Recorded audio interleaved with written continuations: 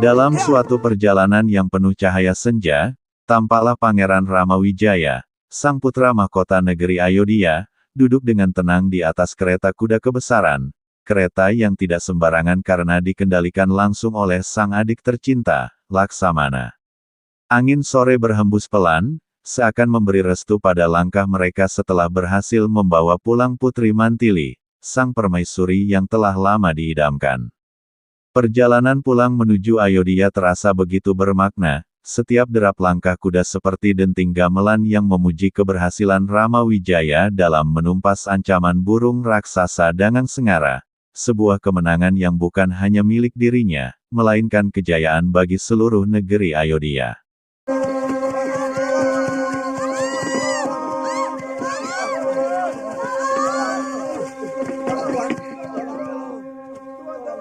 Hei, ada apa? Lebih baik kembali ke Sanak, bahaya. Mereka penduduk Namun, Dandaka, Tuan. di tengah jalan yang membelah hutan dan padang, mereka bertemu dengan segerombolan penduduk yang wajahnya pucat pasi. Mata mereka dipenuhi rasa cemas dan tubuh mereka gemetar seolah baru saja lepas dari maut. Dari mulut para penduduk itu terdengar kabar yang membuat darah muda Ramawijaya bergolak. Kampung mereka baru saja diguncang oleh serangan para raksasa, makhluk buas yang menghancurkan rumah-rumah dan menebar ketakutan. Tanpa menunggu lama, Rama bersama Laksamana segera menghunus senjata, melesat bagaikan kilat ke arah desa yang porak-poranda, dan dengan ketangguhan seorang ksatria sejati ia menumpas satu demi satu para raksasa hingga tak tersisa. Tidak hanya itu, setelah pertarungan usai, mereka turut membantu penduduk memperbaiki rumah-rumah yang hancur, karena bagi Rama kemenangan sejati bukan Tuan, hanya menaklukkan nama musuh, saya Yukiswara. melainkan juga mengembalikan kehidupan boleh tahu, rakyat kecil kepada Siapakah Tuan kedamaian. sebenarnya?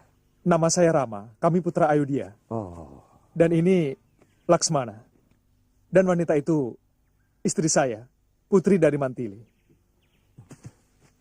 Maaf, kami tidak tahu bahwa Tuan adalah Yuwaraja dari Ayodhya. Terimalah sembah taksim kami.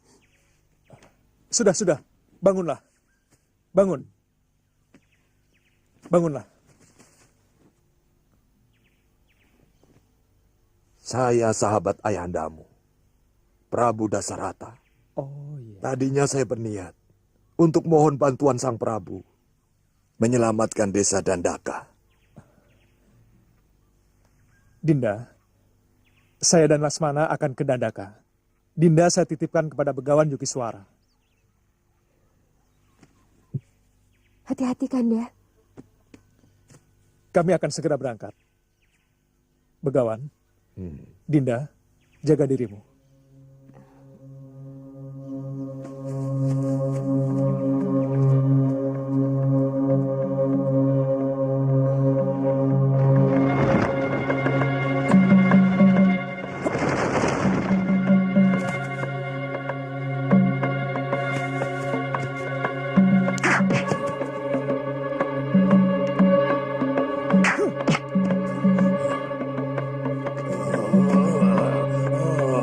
Siapa yang melempar aku?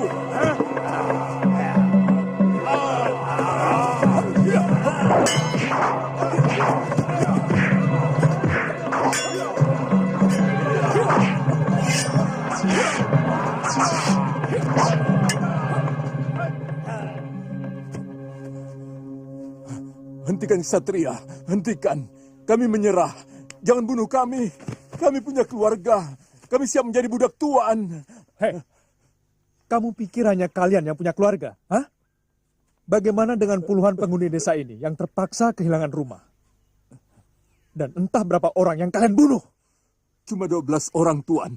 Sungguh, malah yang satu mati sendiri sebelum kami apa-apakan. Apa hak kalian mengambil hak milik penduduk desa ini? Hah? Dengar, mereka rakyatku. Aku bisa menghabisi kalian kalau aku mau. Ampuni kami, Tuan. Sungguh, kami tidak akan mengganggu mereka lagi. Baik, kalian aku ampuni. Tapi ingat, perbaiki semua yang telah kalian rusak.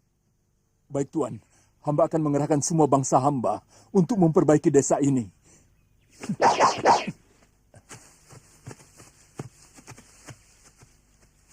Cepat perbaiki rumah-rumah ini. Hah? Hah? Ayo cepat. Cepat. Ayo.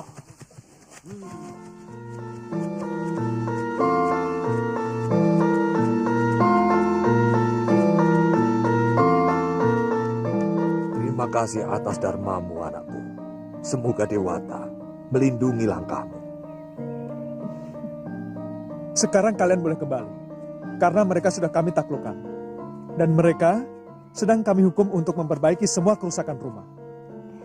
Kalian tidak perlu takut lagi, karena mereka telah berjanji untuk tidak lagi mengganggu penduduk desa Dandaka. Laksmana? Kita berangkat sekarang, Kanda?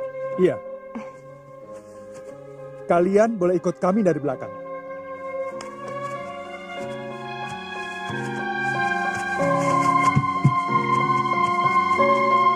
Cepat. Cepat. Ayo, semuanya kumpul. Kumpul.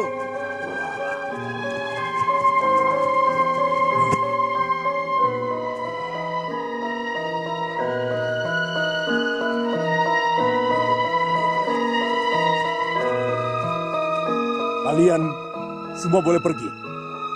Biar aku sendiri akan menemui mereka. Pergi!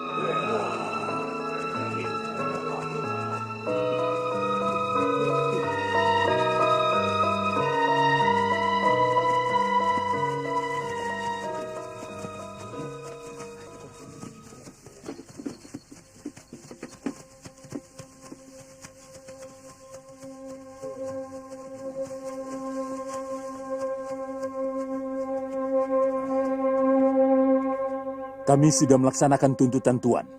Iya. Tapi mana pengganti binatang peliharaan mereka?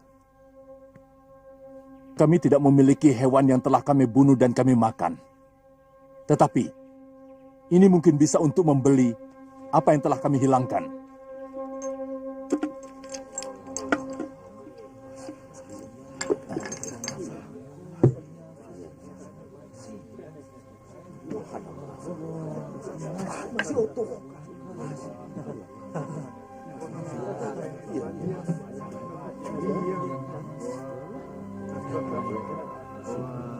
Baik. Kamu boleh pergi, Denawa.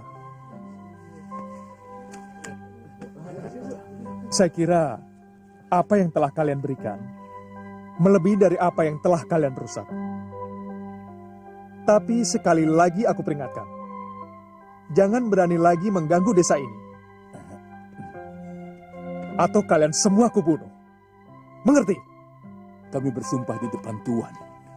Baik. Sekarang kau boleh pergi.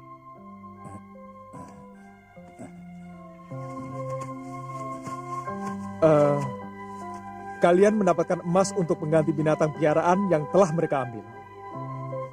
Sekarang saya mohon kepada Begawan untuk membaginya secara adil. Akan saya lakukan sebaik mungkin, Tuan. Dan kami ucapkan terima kasih atas nama seluruh warga desa Dandaka. Silahkan.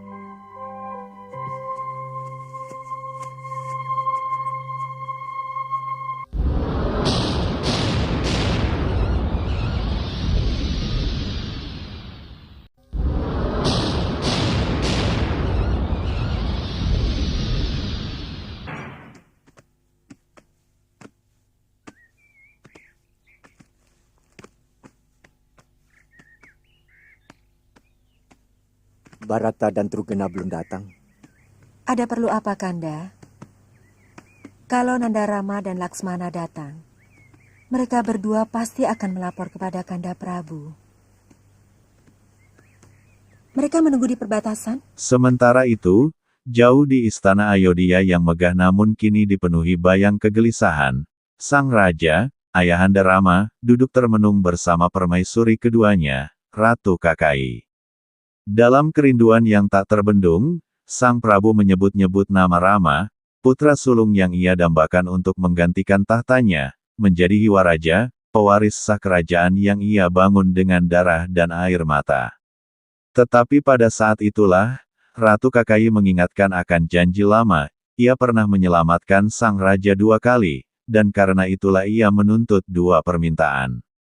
Permintaan yang tak disangka-sangka, bagai pedang bermata dua yang menusuk jantung sang raja. Pertama, ia meminta agar Bharata, putra kandungnya, dinobatkan sebagai Raja Ayodhya, dan kedua, agar Ramawijaya, kebanggaan ayahandanya, dibuang ke hutan selama 12 tahun lamanya. Permintaan yang begitu berat dan menyakitkan, membuat sang raja jatuh sakit, tubuhnya melemah, hati dan pikirannya terkoyak antara cinta pada anak dan janji yang tak bisa ia ingkari. Hamba takut untuk mengatakannya, Kanda Prabu. Sebab kesannya hamba menagih janji kepada Paduka. Ya, aku ingat. Kalau tidak salah, aku pernah menjanjikan akan mengabulkan dua permintaanmu.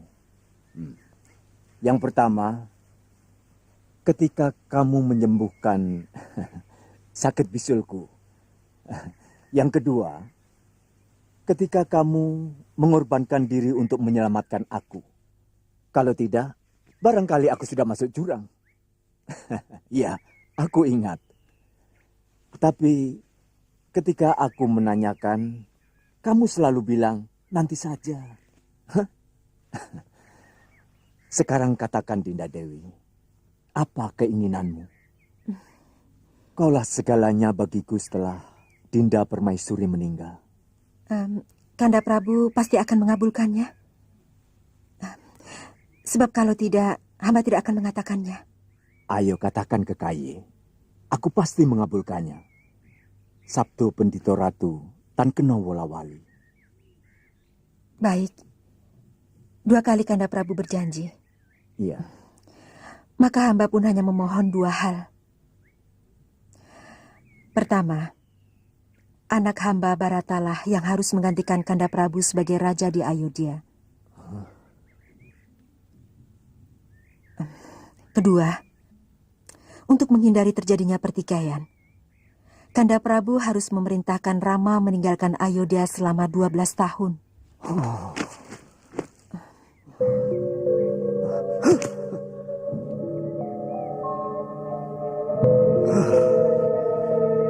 Aku tidak bisa menjawab sekarang, Kekayi. Hamba yakin bahwa akan sulit sekali bagi Kanda Prabu bisa mengabulkan permintaan hamba. Itu kenapa selama ini hamba ragu untuk mengatakannya. Kekayi, permintaanmu sangat sulit.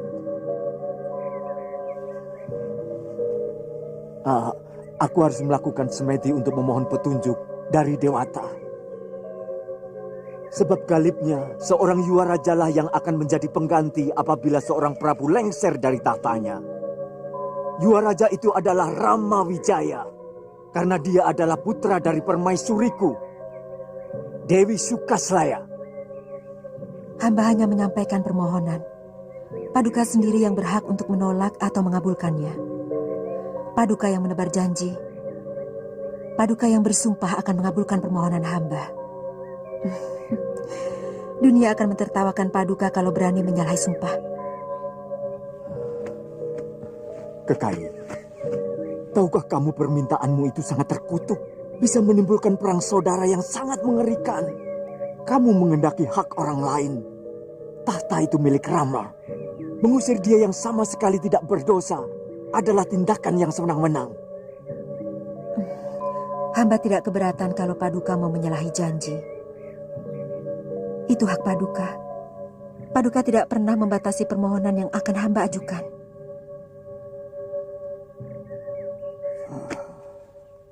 Duh, Dewata Agung, apa yang harus hamba lakukan? Hamba serahkan keadilan hamba lewat keadilanmu. Hamba tidak mampu melakukannya, karena janji sudah terlanjur hamba ucapkan kepada istri hamba.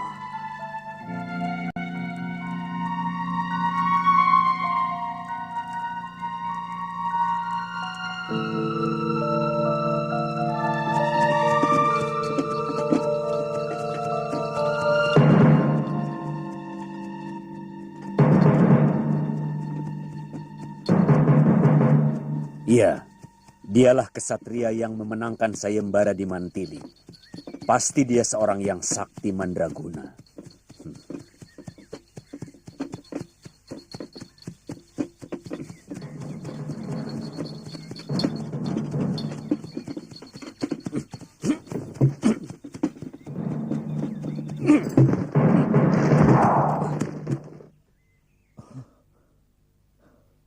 Aku Resi Bergawa, penguasa hutan ini. Hei, apa maksudmu orang tua? Apa kau pernah punya persoalan dengan kami? Hah? Siapapun yang berani lewat harus berhadapan denganku. Resi?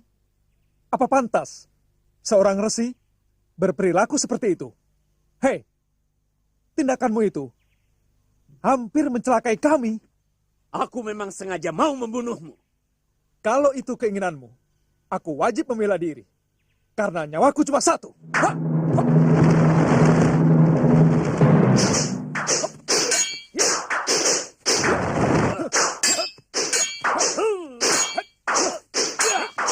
Dalam waktu yang hampir bersamaan, Rama Wijaya yang tengah menempuh perjalanan pulang, dihadang oleh seorang resi tua yang berwajah muram, penuh aura misteri, seorang pertapa yang pernah menantang Prabu Mayaspati, Harjuna Sasrabahu, titisan Wisnu pada masa lalu.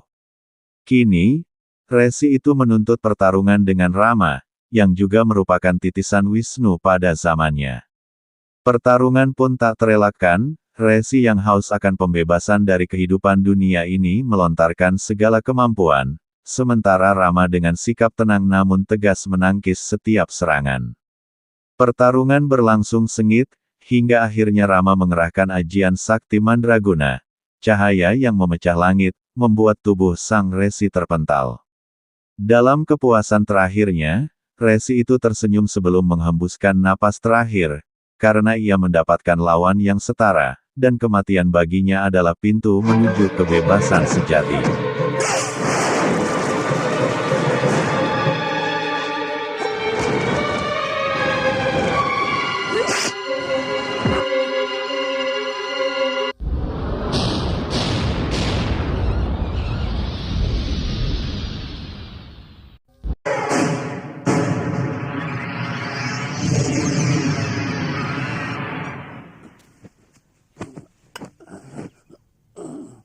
Terima kasih. Tuan telah menuntaskan penderitaan saya. Saya tidak mengerti apa maksud resi. Selama ini saya menderita karena sudah terlalu lama hidup. Saya sudah bosan dengan kehidupan Mayapada yang busuk. Saya ingin menjemput kematian saya. Tapi tidak ada seorang kesatria pun yang mampu merobohkan saya. Akibatnya semakin banyak saya membuat dosa. Membunuh para kesatria yang kutantang bertarung. Kalau darah mereka saya kumpulkan, mungkin sudah menjadi telaga. Kenapa resi tidak menebus dosa dengan melakukan tapa berata? Untuk kemudian bisa moksa. Saya lahir sebagai kesatria. Hidup pun sebagai kesatria. Maka yang saya dambakan adalah kematian sebagai seorang kesatria. Terima kasih Rama.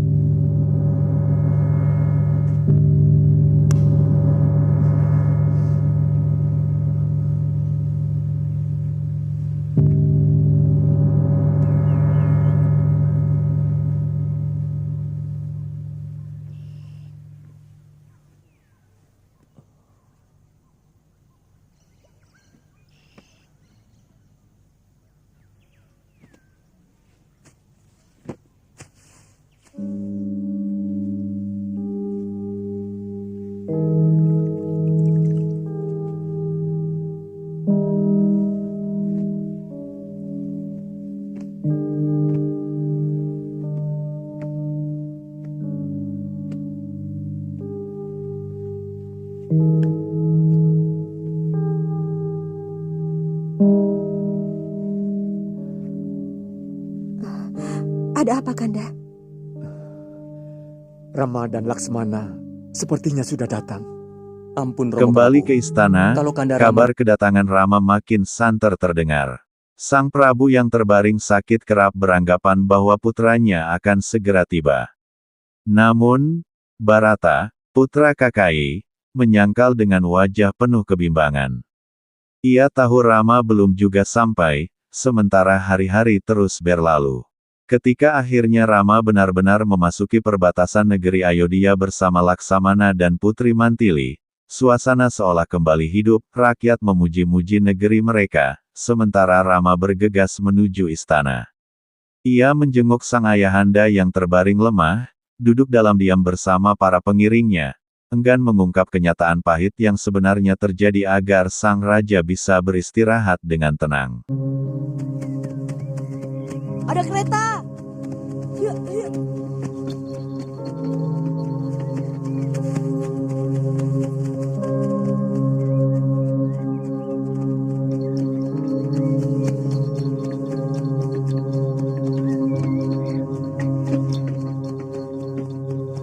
Tidak salah Ayahanda Prabu memuji negeri Kanda. Memang sangat cantik. Ayodhyapala negeri yang kecil. Selama ini rakyatnya merasa tentram dan makmur. Karena Ayahanda sangat adil kepada seluruh rakyatnya. Jangan-jangan Kanda Rama. Mungkin dia berhasil memboyong putri dari negeri Mantili sebagai hadiah sayembara.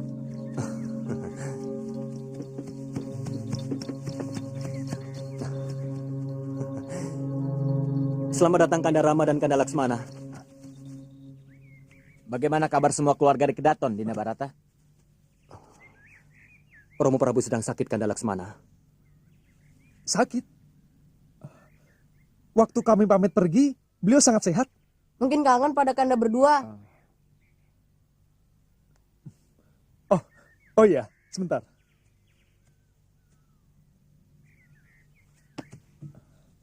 Ini istriku Sinta. Sinta, yang ini Trugena, dan ini Barata. Mereka adik-adikku yang setia.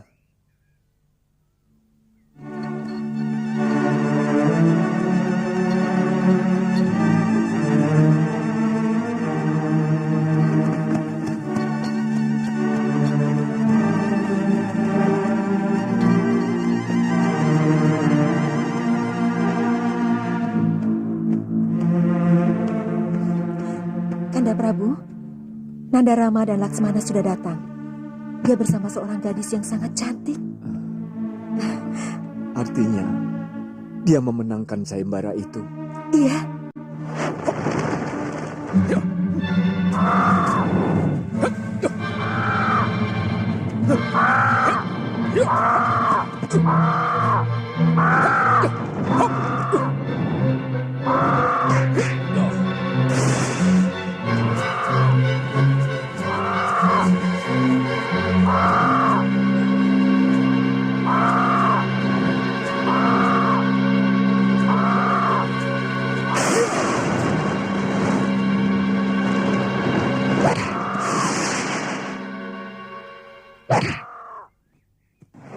Dan gadis itu pasti putri Dinda Prabu Janaka.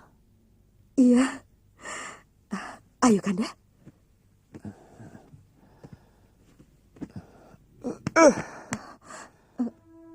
Kanda, ada apa? Kanda Prabu? Seandainya Sukaslaya masih hidup, dia pasti bahagia melihat putranya menyunting seorang gadis yang cantik. Tetapi aku semakin tersiksa. Kekahi, rasanya aku tidak mampu mengutarakan semua permintaanmu kepada Rama.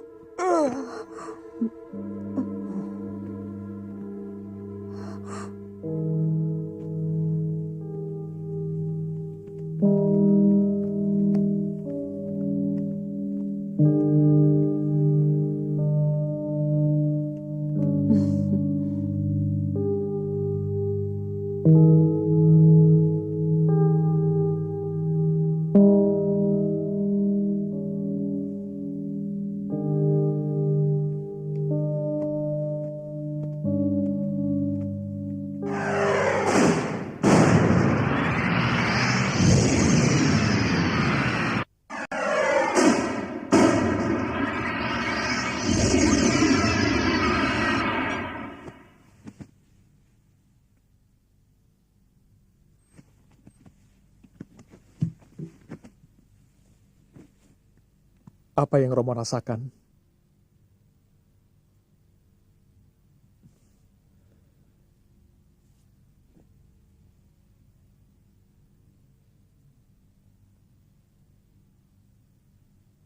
Kanjeng Ibu,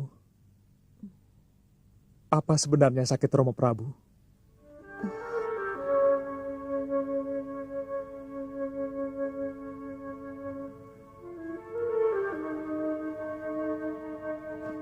Kanjeng Ibu, mungkin Romo Prabu perlu istirahat.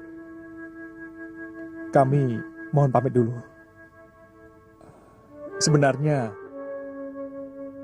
hamba hanya ingin mau memperkenalkan istri hamba, Dewi Sinta.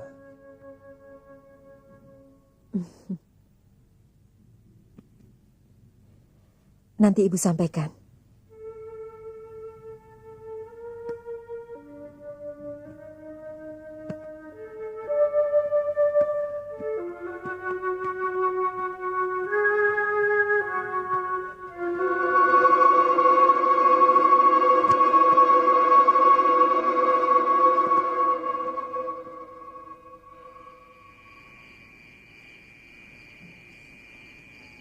Hamba tidak setuju dengan permintaan Kanjeng Ibu. Semua rakyat Ayodhya tahu bahwa Kanda Rama adalah seorang Yuwaraja. Dan putra mahkotalah yang paling berhak menggantikan Romo Prabu. Hamba tidak mau menyakiti Kanda Rama Wijaya. Bagaimanapun, Ibu harus membatalkan permohonan itu. Tidak, anakku. Permintaan itu adalah hak Ibu. Kanda Prabu sendiri yang berjanji akan mengabulkan apapun permintaan Ibu tanpa ada tabu apapun. Maksud Romo Prabu tentu selain tahta. Karena Ibu tahu bahwa Kanda Rama sudah diangkat menjadi Yuwaraja sejak kecil. Jangan bodoh, Barata. Semua Di ini sisi Ibu lain, lakukan untuk kamu. terjadi pertengkaran hebat di bilik kamar Ratu Kakai. Barata yang berbudi luhur tak sudi menerima tahta yang diperoleh dari tipu muslihat dan permintaan ibunya. Dengan suara lantang ia menentang, mengatakan bahwa dirinya tak layak menggantikan Rama, karena kakaknya itu adalah pewaris sejati. Ratu Kakai, dengan mata berkaca-kaca namun penuh ambisi, berusaha meyakinkan putranya bahwa semua ini adalah demi kebahagiaan mereka, demi kejayaan darah dagingnya sendiri. Tetapi Barata tetap pada pendirian, ia lebih memilih menjadi pengabdi daripada seorang raja yang naik tahta dengan menginjak harkat kakaknya. Jangan bodoh, anakku.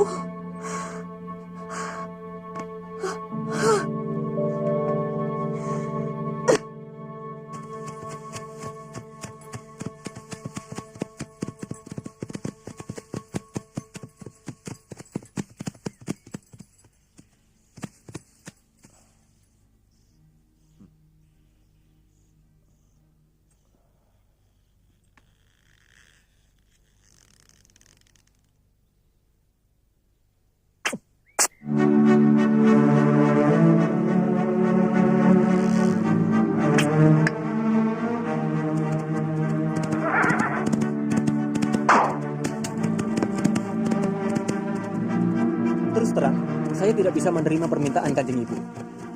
Sekalipun Romo Prabu mengabulkan misalnya.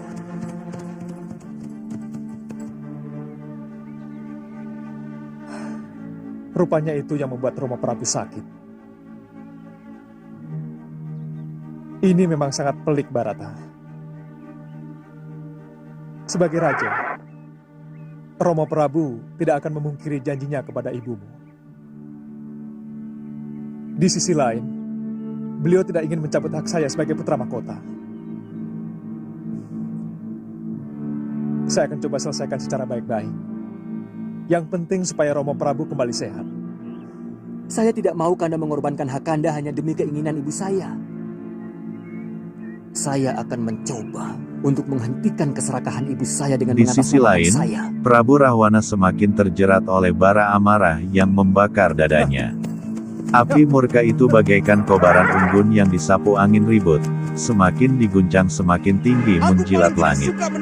Segala petuah sang paman, segala nasihat yang terucap dengan bijak, ia singkirkan begitu saja seakan tiada arti, seolah telinganya telah ditutup oleh kesombongan dan kepongahan. Dengan wajah merah padam, mata melotot menyala laksana bara, Rahwana bangkit dari singgasananya. Suara lantangnya meledak bagaikan gelegar guruh yang mengguncang langit malam, menebar getar ke seantero Balairung Alengka Dirja. Dengar kalian semua, siapapun yang berani mengusik rakyatku, siapapun yang menodai martabat Alengka yang luhur ini, akan kubinasakan. Akan kulumat hingga tak bersisa, akan kuhancurkan sampai debu pun malu mengakuinya. Gema ucapan itu berulang-ulang menyambar dinding-dinding istana, bagaikan petir yang tak henti memecah keheningan. Para prajurit Alengka, yang hatinya telah ditempa oleh medan perang, kali ini pun tak kuasa menahan getar. Ada yang terperanjat, ada yang menunduk dengan muka pucat pasi, namun semua tetap menegakkan dada karena sadar bahwa itulah sumpah seorang raja yang dikdaya. Pada saat yang sama, bangkitlah seorang wanita yang tak kalah angkara sifatnya, dialah Sarpakenaka, adik kandung Rahwana. Dengan gerakan anggun namun penuh kelicikan, ia melangkah ke hadapan sang kakanda. Rambutnya terurai bagaikan ular hitam yang hidup, sorot matanya tajam menyiratkan muslihat yang dalam. Baginda Rahwana, katanya dengan suara mendesis seperti bisikan maut, izinkan hamba menjadi mata dan telinga Alengka. Biarlah hamba yang menyelidiki siapa gerangan makhluk hina yang berani menumpahkan darah utusan Baginda. Akan kutelusuri jejak mereka, akan kucari di setiap hutan, di setiap tepi sungai, sampai kutemukan siapa yang berani menantang singgasana Alengka. Dan bila saatnya tiba, akan hamba giring mereka pada kakanda, agar bisa Baginda cincang hingga tak tersisa. Senyum tipis menghiasi bibirnya, senyum yang mengandung 1000 tipu daya. Seluruh hadirin di Balairung menyaksikan, sadar bahwa malam itu, bukan hanya Rahwana yang berkobar oleh dendam, namun Sarpakenaka pun telah menyalakan bara siasatnya. Dunia seakan menunggu, siapa yang akan menjadi korban dari muslihat Alengka yang kelam.